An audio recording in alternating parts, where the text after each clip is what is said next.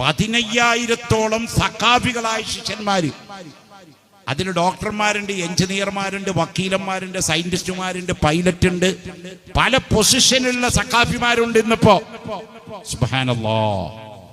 അത് മാത്രോ, കാശ്മീർ മുതൽ കേരളത്തിന്റെ തിരുവനന്തപുരം വരെ നീണ്ടുകിടക്കുന്ന ഇന്ത്യ രാജ്യത്ത് സുൽത്താനുൽ ഉലമക്ക് സ്ഥാപനമില്ലാത്ത ഒരു സ്റ്റേറ്റും ഇന്ത്യയിലില്ല.